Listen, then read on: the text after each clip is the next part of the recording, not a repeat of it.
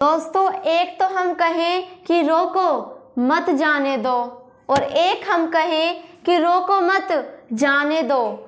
ये जो चार शब्द हैं ये सेम है कि रोको मत जाने दो, पर अगर हमने जो भी पंचुएशन है, ये जो हमारी है, ये हमारी पंचुएशन है, अगर हमने इसको यहाँ लगाया तो इसका मतलब क्या है कि जो भी व्यक्ति है वो रुक जाएगा, कि रोको मत जाने दो। अगर हम ऐसे कहें कि रोको मत जाने दो तो वो जो व्यक्ति है वो चला जाएगा, वो नहीं रुकेगा। तो एक पंचुएशन के कारण, सिर्फ इनके कारण ही पूरे वाक्य का अर्थ ही बदल गया। अब देखो सेकंड, देखो example, while they were eating Champa announced some big news. अब इसमें आपको क्या समझ में आ रहा है? आप बस इतना पढ़ो, व्हाइल दे वर ईटिंग चंपा, जब वे चंपा को खा रहे थे, चंपा को खा रहे थे। चंपा तो इंसान है, उसे कोई भला कैसे खा सकता है? तो देखो इससे हम जो हमारा शब्द था, पूरा वाक्य था, उसका अर्थ कितना गलत है। अगर मैं इसे कहूँ कि व्हाइल दे वर ईटिंग, अगर मैं यहाँ कोमा लगाऊं फिर कहूँ चंपा अनाउंस्ड सम बिग न्यूज, तो इसमें क्या है कि व्हाइल दे वर ईटिंग, जब वे खा रहे थे, चंपा अनाउंस्ड सम बिग न्यूज, जब चंपा ने क्या किया, अनाउंस किया कुछ बड़ी जो है न्यूज को। ठीक है, तो एक इसके कारण, एक चिन्ह के कारण, एक पंचुएशन के कारण वाक्य का अर्थ ही बदल गया।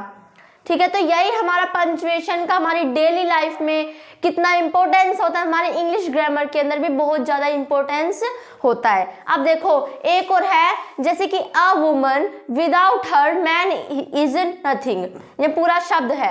अब क्या हुआ कि ये जो शब्द था, पूरा वाक्य था, इसको तो मैन मतलब कि लड़कों ने क्या पढ़ लिया, a woman without her man is nothing. इसमें क्या हुआ कि बिना स्त्रियों के आदमी जो है कुछ नहीं है, वो हो गई गुस्सा। और इसी बात को औरतों ने पढ़ लिया, a woman without her man is nothing, कि बिना आदमियों के, बिना मैन के स्त्रियां कुछ भी नहीं है। इसमें स्त्रियां गुस्से में हो गई और दोनों में फिर क्या हुआ, छिड़ गई। तो एक कोम्मे के कारण, किसके कारण, कोम्मे के कारण, रुकावट के कारण अर्थ ही हमारा बदल जाता है। तो पंचुएशन का हमारी इंग्लिश ग्रामर के अंदर और हमारी डेली लाइफ के अंदर बहुत ज्यादा इंपॉर्टेंस होता है। ये हमारी रीडिंग के लिए भी बहुत जरूरी है। जैसे एक तो हम कहें कि रोको मत जाने दो, तो यहाँ थोड़ा सा रुके हैं, रोको मत जाने दो, तो रीडिंग में भी फर्क पड़ता है। ठीक है, तो दोस्तों ये थे हमारे मतलब पंचुएशन हमारी इंग्लिश ग्रामर के अंदर कितनी जरूरी है, और आज हम पंचुएशन का क्या अर्थ होता है, कुछ पंचुएशंस के बारे में पढ़ने वाले हैं। तो दोस्तों शुरू करते हैं डेफिनेशन ऑफ पंचुएशन। दोस्तों शुरू करते हैं डेफिनेशन ऑफ पंचुएशन। पंचुएशन की डेफिनेशन शुरू करने से पहले पंचुएशन को हिंदी में क्या कहते हैं वो सुन लो। दोस्तों पंचुएशन को हम हिंदी में कहते हैं विराम चिन्ह। क्या कहते हैं मीने, विराम चिन्ह। अब इसके शब्द में आ रहा है विराम, मतलब कि जहां हम रुके या ठहरे। विराम मतलब कि विराम ले थोड़ा सा, हम जहां रुके या ठहरे, उससे हम क्या कहते हैं दोस्तों, पंचुएशन कहते हैं। तो डेफिनेशन ऑफ पंचुएशन क्या है, देखो, such a symbol is called a punctuation mark. Such a symbol, कुछ ऐसे सिंबल्स होते हैं जिनको हम पंचुएशन मार्क कहते हैं, यानी विराम चिन्ह कहते हैं, हुज यूज, जो उपयोग होते हैं, help in the clarifying the meaning of the sentence. अब इसकी हिंदी समझो, किसी वाक्य को स्पष्ट रूप से या साफ रूप से, कि वो वाक्य बिल्कुल अच्छे से समझ में आए, रीडिंग में भी, पढ़ने में भी, हर चीज में, किसी वाक्य को स्पष्ट रूप से बताने के लिए या उसकी सहायता के लिए हम जिन चिन्हों का यूज करते हैं, उपयोग करते हैं, उन्हें हम क्या कहते हैं, पंचुएशन कहते हैं। ठीक है, देखो हुज यूज हेल्प, ये सहायता करते हैं किसके लिए, clarifying the meaning of the sentence, किसी सेंटेंस, किसी वाक्य के मीनिंग को स्पष्ट करने के लिए जो सहायता करते हैं, जो चिन्ह सहायता करते हैं, जो मार्क सहायता करते हैं, उन्हें हम कहते हैं पंचुएशन, यानी कि विराम चिन्ह। अभी थोड़ी देर पहले हमने एग्जाम्पल यानी उदाहरण देखा था कि रोको मत जाने दो, तो रोको के बाद हम ठहरे थोड़ा सा कि रोको मत जाने दो, और इसमें हमारी रीडिंग पे भी फर्क पड़ा है कि हम क्या बोल रहे हैं, रोको मत जाने दो, और एक हम कहें कि रोको मत जाने दो। ठीक है, तो इसमें अंतर पड़ गया। 4 शब्द वही थे, रोको मत जाने दो, पर चिन्ह ने ही दोनों वाक्य थे उनका अर्थ बिल्कुल अलग कर दिया। एक में रुकने को कह रहे, एक में नहीं रुकने को कह रहे। तो दोस्तों यही होता है हमारे पंक्चुएशन का अर्थ। हमारे अब कितने पंक्चुएशन होते हैं, कौन कौन से होते हैं, उन्हें अब हम देखते हैं। दोस्तों वाक्य को स्पष्ट करने के लिए और अच्छे से वाक्य की जो वो है मतलब कि जो सेंस है उसको समझने के लिए हम थोड़े से मतलब कुछ चिन्हों का यूज करते हैं जो हमारे इस प्रकार हैं। देखो फर्स्ट है हमारा फुल स्टॉप, जिसे हम पीरियड भी कहते हैं। इसका साइन होता है हमारा ये वाला, जिसे हम हिंदी में कहते हैं पूर्ण विराम, और हम इसका यूज अपनी डेली लाइफ में करते हैं पर हमें इसका अर्थ नहीं पता होता कि क्या है, तो वो आज हम इस वीडियो के अंदर सीखने वाले हैं। सेकंड है हमारा क्वेश्चन मार्क, जिसका साइन होता है यानी चिन्ह होता है ये वाला, और इसको हिंदी में कहते हैं प्रश्नवाचक चिन्ह, इसमें पूछा ही प्रश्न जाता है। और थर्ड है हमारा एक्सक्लेमेशन मार्क, जैसे इसे हम एक्सक्लेमेशन पॉइंट भी कह सकते हैं, और इसका साइन होता है हमारा ये वाला। फोर्थ है हमारा कोमा, जिसका साइन होता है नीचे और बिंदु बना के ऐसे कर दो तो कोमा है, और इसको हम हिंदी में कहते हैं अल्प विराम। फिफ्थ है हमारा सेमीकोलन, जिसका ऊपर तो होता है बिंदु मतलब कि पूर्ण विराम और नीचे अल्प विराम। पूर्ण विराम और अल्प विराम मिलकर सेमीकोलन बनाते हैं, मतलब कि मैंने अपनी तरफ से बताया है। जैसे कि ऊपर का क्या है फुल स्टॉप मतलब कि पूर्ण विराम, और नीचे क्या है अल्प विराम यानी कोमा, ठीक है। इसको हम हिंदी में कहते हैं अर्ध विराम। और ये होता है हमारा कोलोन, जिसको हम कहते हैं, देखो ये हमारा ऐसा साइन होता है इसको हम कहते हैं अपूर्ण विराम, इसको हम उपविराम भी कहते हैं। अपूर्ण विराम कह सकते हैं, उपविराम भी कह सकते हैं। ये होता है हमारा क्वोटेशन मार्क। सेवंथ है क्वोटेशन मार्क, जिसको हम इन्वर्टेड कोमा भी कहते हैं। हमारे हाई लेवल के जो टॉपिक होते हैं इंग्लिश ग्रामर के अंदर, जैसे टेंस, वॉइस, नरेशन, तो जिसके अंदर नरेशन टॉपिक होता है, हर नरेशन के अंदर ये साइन आते हैं, तो इसको इसलिए हम इसे इन्वर्टेड कोमा भी कहते हैं। हम कहते हैं ना जब हमारे सर बोलते हैं, जैसे हमारे स्कूल में जब हमारे सर बोलते हैं ना, नरेशन बोलते हैं टेस्ट के लिए, तो बोलने के बाद कोमा, इन्वर्टेड कोमा शुरू, जैसे कि हमने एक वाक्य लिखा, फिर आता है ये साइन पूरा वाक्य और फिर ये साइन, ठीक है। तो ऐसे कहते हैं कि पूरा वाक्य बोलने के बाद the boys said coma inverted coma शुरू, तो इसलिए भी हम इन्वर्टेड कोमा कहते हैं, और हम इसे हिंदी में कहते हैं उद्धरण चिन्ह, ठीक है। क्या कहते हैं उद्धरण चिन्ह, या हम इसे अवतरण चिन्ह भी कहते हैं। 8th है हमारा अपोस्ट्रोफी, जिसको हम अक्षर लोप चिन्ह कहते हैं, और इसका चिन्ह होता है ऊपर। ये कोमा भी नीचे था ना, अब ये ऊपर हो जाएगा, ठीक है, अक्षर लोप चिन्ह। 9th है हमारा हाइफन, इसका साइन ये होता है, इसका साइन तो होता है ये वाला, और डैश का साइन होता है ये वाला, ठीक। और जो हाइफन होता है उसको हम हिंदी में कहते हैं योजक चिन्ह। क्या कहते हैं इसे हम योजक चिन्ह। और हमारा 10th है डैश, जिसे हम कहते हैं निर्देशक चिन्ह। इनमें अंतर है, इसका साइन छोटा सा होता है और डैश का साइन बड़ा वाला होता है, ठीक है। तो इसे हम कहते हैं योजक चिन्ह और इसे हम कहते हैं निर्देशक चिन्ह। तो अब हम नेक्स्ट देख लेते हैं अपने पंक्चुएशन मार्क। 11th है हमारा एलिप्सिस। क्या है हमारा एलिप्सिस, जिसको हम हिंदी में कहते हैं पदलोप चिन्ह, और इसका साइन होता है हमारा ये, ठीक है।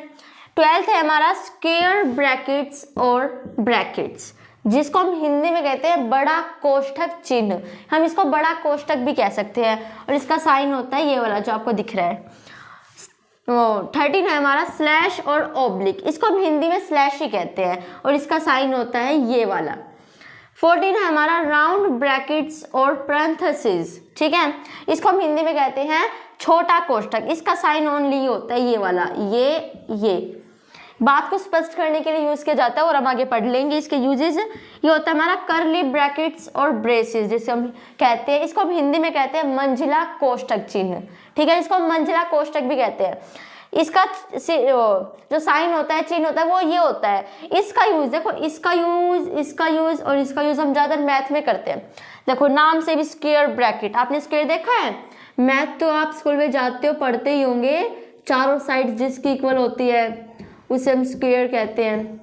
तो इसमें बस यहाँ ये गैप नहीं है, ये इतना है और ये इतना है, और ये भी साइन हम देखो, इसको ऐसे मैथ के अंदर ऐसे बना देते हैं, तो साइन तो वही हो गया, पर इसको जो जैसे बनता है ना वो ऐसे होता है, सॉरी ऐसे करके ऐसे करके ऐसे करके ऐसे ऐसे करके ऐसे करके ऐसे करके ऐसे, ठीक है। तो हमने जितने भी मार्क्स ऑफ पंक्चुएशन होते हैं, हमारे 15 मार्क्स ऑफ पंक्चुएशन होते हैं, विराम चिन्ह हमारे 15 होते हैं, ठीक है, जो हमने देख लिए हैं। और हम आगे आगे एक एक करके जितने भी हो सकते हैं इस वीडियो के अंदर 4 या 5 इस वीडियो के अंदर पढ़ने वाले हैं। तो फर्स्ट जो हमारा फुल स्टॉप, जिसे हम पीरियड भी कहते हैं, उसे शुरू करते हैं। कर लेते हैं कि हम पंक्चुएशन का यूज कैसे कैसे करते हैं। तो देखो हमारा फर्स्ट है फुल स्टॉप। क्या है हमारा फर्स्ट? Full stop. इसको सीखने से पहले जो आपको एक टेबल सी दिख रही होगी, पहले उसको सीख लेते हैं। देखो हम मतलब पंक्चुएशन का ये छोटी सी बेसिक चीज है। अगर हम किसी वाक्य को शुरू कर रहे हैं तो पहले मतलब वाक्य के पहले शब्द का पहला अक्षर कैपिटल होना चाहिए, जो भी लेटर है, ठीक है, वो कैसा होना चाहिए? कैपिटल, यानी कि बड़ा होना चाहिए। प्रॉपर नाउन मतलब कि जो भी प्रॉपर नाउन होगा, किसी भी, या आप ऐसे कह सकते हो किसी भी संज्ञा का जो नाम होता है, जैसे कि हम सबके नाम, इंसानों के नाम, स्थानों के नाम, नदियों के नाम, जो इनके नाम होते हैं ना, इनका पहला अक्षर बड़ा होना चाहिए। फर्स्ट लेटर, फर्स्ट लेटर मतलब कि पहला अक्षर, किसी वाक्य में जो पहला अक्षर है वो बड़ा होना चाहिए। और आई, जो आई है, चाहे वो बीच में आए, पहले आए, लास्ट में आए, हमेशा आई हमारा बड़ा रहेगा। मैंने ऐसे क्यों कहा? क्योंकि अभी मैंने क्या कहा, देखो किसी कोई भी वाक्य है तो उसमें क्या होगा, जो पहला अक्षर होगा ना, पहला, जैसे ये शब्द है, मान लो ये शब्द है, तो इसका पहला जो अक्षर होगा वो बड़ा होगा। जैसे कि यहाँ देखो, सीमा इज अ गुड गर्ल, इसमें पूरा एक वाक्य है, वाक्य में ये पहला शब्द है और पहले शब्द का पहला अक्षर ये रहा, तो इसका जो एस है वो बड़ा है। और मान लो इसके बाद भी अगर मैं लिखूं मीना, नोमेंट के लिए आप मान लो कि मैंने यहाँ लिख दिया मीना और मैंने भी यहाँ बड़ा कर दिया एम, क्योंकि मैंने भी क्या कहा कि इंसानों के जो नाम होंगे, चाहे वो लड़की के हों, लड़कों के हों, किसी के भी नाम हो, वो बड़े होने चाहिए। नाम चाहे बीच में आ जाए, लास्ट में आ जाए, बड़ा ही होना चाहिए। अब जैसे कि यहाँ सीमा है, इसका पहला अक्षर बड़ा है। अब यहाँ ये गुड है, ये गुड है, इसमें हम जी जो है ऐसे करके बड़ा नहीं कर सकते जी को, ठीक है, क्योंकि वाक्य का पहला अक्षर ही हमारा बड़ा होना चाहिए, कैपिटल लेटर बड़ा होना चाहिए। प्रॉपर नाउन है, ये एक इंसान का नाम, एक व्यक्ति का नाम है, तो ये एक बड़ा है, ठीक है। तो ऐसे हमारे बड़े होने चाहिए। कैपिटल लेटर पहला मतलब किसी भी वाक्य का जो पहला अक्षर है वो बड़ा होना चाहिए। प्रॉपर नाउन है अगर कोई, वो बड़ा होना चाहिए, ठीक है। तो दोस्तों देखो शुरू करते हैं। मैं इसको लिख देती हूँ, सीमा इज अ गुड गर्ल, ठीक है। अब देखो फुल स्टॉप, पूर्ण विराम जिसे हम कहते हैं, भी हमने थोड़ी देर पहले पढ़ा था, बहुत आसान है, कुछ भी नहीं है इसके अंदर। It shows that the statement is complete, जब हमारी कोई भी स्टेटमेंट है, कोई भी वाक्य है, जब पूरा हो जाए ना, कंप्लीट हो जाए, तो उसमें हम किसका यूज करते हैं? फुल स्टॉप का यूज करते हैं। जैसे कि सीमा इज अ गुड गर्ल, सीमा एक अच्छी लड़की है, बस खत्म, पूरा वाक्य है। तो इसमें हम किसका यूज करते हैं? फुल स्टॉप का यूज करते हैं। और कुछ आपको एग्जांपल्स दिख रहे होंगे, वैसे मैंने यहाँ एक एग्जांपल लिखा है, कुछ भी नहीं है, जब हमारा वाक्य पूरा हो जाए, जब हम यूज करेंगे फुल स्टॉप का। क्वेश्चन मार्क मतलब कि प्रश्नवाचक चिन्ह, इसका चिन्ह होता है ये, अभी थोड़ी देर पहले मैंने आपको बताया था। इट शोज इंटेरोगेशन मतलब कि ये इंटेरोगेशन को शोज करता है, किसी प्रश्नवाचक मतलब प्रश्न को शो करता है। मान लो मतलब मैं आपसे कोई, या आप किसी से प्रश्न पूछ रहे हो, सवाल पूछ रहे हो, तो हम उसमें इंटेरोगेटिव साइन मतलब कि क्वेश्चन मार्क का यूज करते हैं, इसका यूज करते हैं।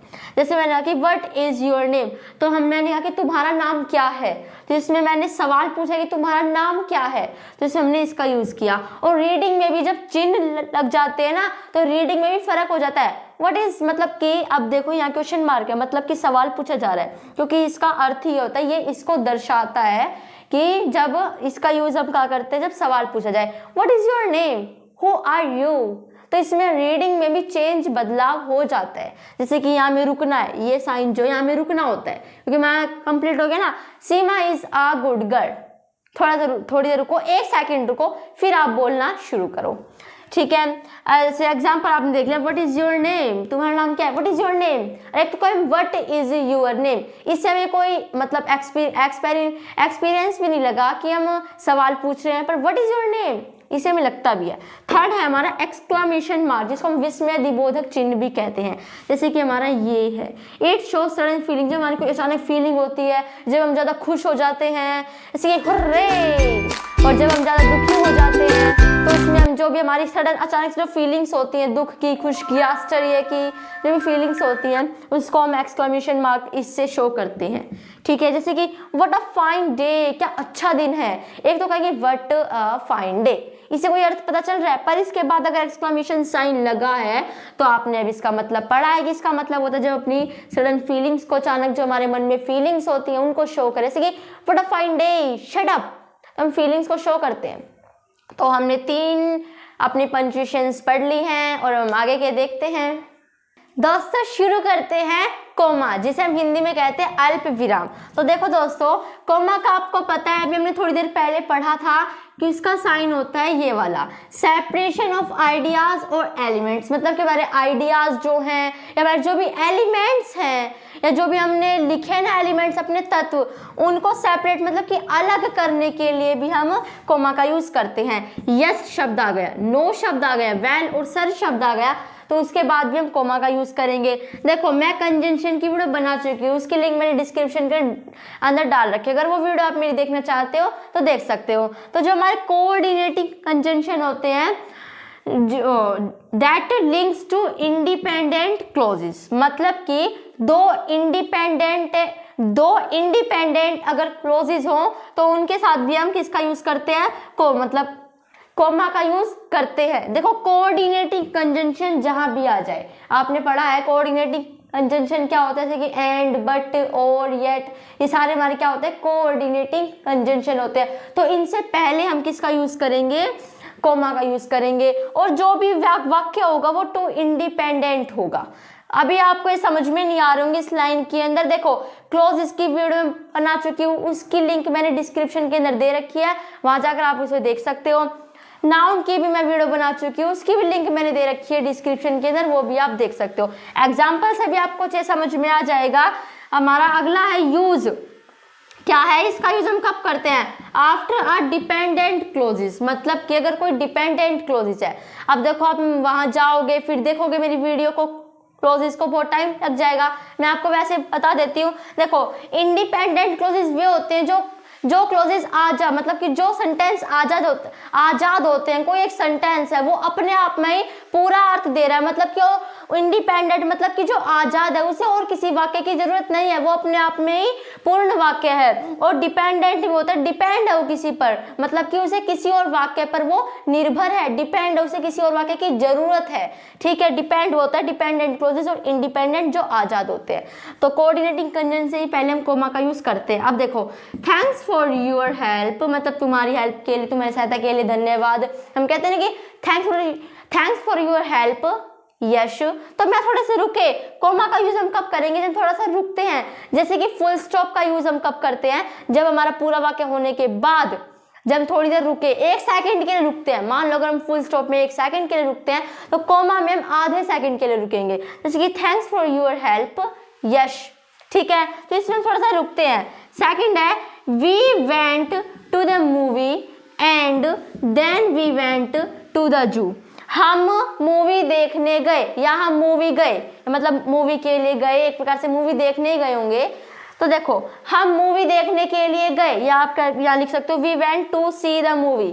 ठीक है, तो हम क्या कह रहे हैं कि हम मूवी देखने के लिए गए। तो देखो यहाँ ये जो पूरा वाक्य है अपने आप में पूरा इंडिपेंडेंट आजाद है, ये कि मूवी देखने गए, इसे और किसी वाक्य की निर्भर नहीं है, मतलब कि और किसी पर डिपेंड नहीं है। और यहाँ कहे कि देन वेंट टू द जू, और हम फिर कहाँ गए, जू देखने गए, चिड़ियाघर देखने गए, तो ये भी अपने आप में पूरा है। और बीच में क्या लगा है दोस्तों, एंड लगा है, और एंड एक कोऑर्डिनेटिंग कंजंक्शन है, और जब कोऑर्डिनेटिंग कंजंक्शन हो उससे पहले हम यूज करेंगे कोमा का। ठीक है, हमारा थर्ड एग्जाम्पल है When I went running, जब मैं दौड़ रहा था, अब आप देखो, इसको पढ़ के देखो, जब मैं दौड़ रहा था। अब आपको कैसा लग रहा है कि इस वाक्य, जो वाक्य अभी और बात आने वाली है कि जब मैं दौड़ रहा था क्या हुआ था, तो अभी और भी बात होने वाली है। मतलब कि जो ये जो वाक्य है इसको भी और किसी की जरूरत है, और किसी वाक्य की, ये डिपेंडेंट है। तो अगर डिपेंडेंट क्लोजेज हो तो उसके बाद भी कोमा आएगा कि जब मैं दौड़ रहा था, आगे क्या हुआ। तो अभी मतलब कि हमें ऐसा लग रहा है कि अभी आगे और बात होने वाली है।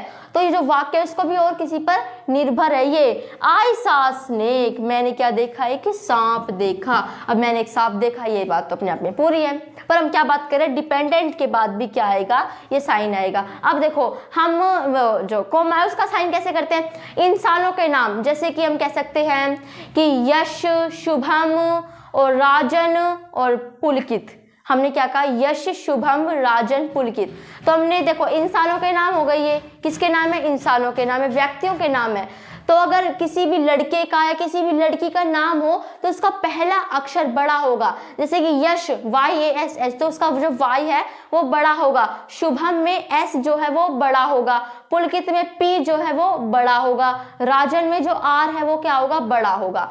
तो देखो ये जो मैंने तीनों लिखे, यश, शुभम, राजन, पुलकित, तो इनके बीच में भी कोमा का यूज होगा। जैसे हम इंसानों के जब नाम लिखते हैं ना, तो इनके बीच में भी कोमा लगता है। अब मुझे मानो इन चारों के ही नाम लेने और नाम मुझे नहीं लेने, तो मैं कैसे कहूंगी कि यश, शुभम, राजन एंड पुलकित। मतलब कि हम जब इंसानों के नाम ले रहे हो ना, तब तो कोमा आता रहेगा, आता रहेगा, आता रहेगा। और जब हमें पता है कि लास्ट में बस हमें एक नाम और बोलना है, इंसान का, एक व्यक्ति का नाम और बोलना है। जैसे कि मैंने बोला यश, शुभम, राजन। अब मुझे पता है कि आगे मुझे एक व्यक्ति का और बोलना है, तो मैं यहाँ फिर से कोमा लगा के पुलकित नहीं लिखूंगी, मैं कहूंगी एंड पुलकित। ठीक है, तो आगे देखो फोर्थ एग्जाम्पल हमारा, जैसे कि मोहन, विनोद, मुझे इन तीनों के नाम लेने थे। मैंने यहाँ तो कोमे का यूज कर लिया, पर लास्ट जब नाम लेते तो हम एंड का यूज करते हैं। ठीक है, तो यहाँ हम कोमे का यूज पढ़ रहे हैं, तो यहाँ कोमा आ गया। Mohan, Vinod and Rakesh are his friends, उसके दोस्त हैं। ठीक है, यस के बाद भी हम किसका यूज करेंगे, कोमे का यूज करेंगे। Yes he is at home, तो हमने किसका यूज किया है, कोमे का यूज किया है। तो दोस्तों यही था हमारा जो कोमे है उनके यूजेस। अगर आपको इसका स्क्रीनशॉट लेना है तो आप इसका स्क्रीनशॉट भी ले सकते हो। दोस्तों फिफ्थ और हमारा लास्ट पंक्चुएशन है सेमीकोलन। आज हम इस वीडियो के अंदर ओनली 5 विराम चिन्ह, 5 पंक्चुएशन ही पढ़ने वाले हैं। तो फिफ्थ है हमारा सेमीकोलन, जिसको हम हिंदी में कहते हैं अर्ध विराम, और इसका साइन होता है ऊपर बिंदु और नीचे कोमा। ठीक है, टू कनेक्ट इंडिपेंडेंट क्लोजेस, दो इंडिपेंडेंट क्लोजेस को कनेक्ट करने के लिए भी हम सेमीकोलन का यूज करते हैं। देखो some students write with a word processor, जो कुछ स्टूडेंट है वो किससे लिख रहे हैं, वर्ड प्रोसेसर से लिख रहे हैं। अदर विद अ पेन और पेंसिल, जो अन्य है हम कहेंगे अन्य पेन और पेंसिल से लिख रहे हैं। कुछ स्टूडेंट किससे लिख रहे हैं, वर्ड प्रोसेसर से लिख रहे हैं। तो ये जो दोनों सेंटेंस है अपने आप में पूरे हैं, तो इसके बीच में हमने किसका यूज किया है, सेमीकोलन का यूज किया है।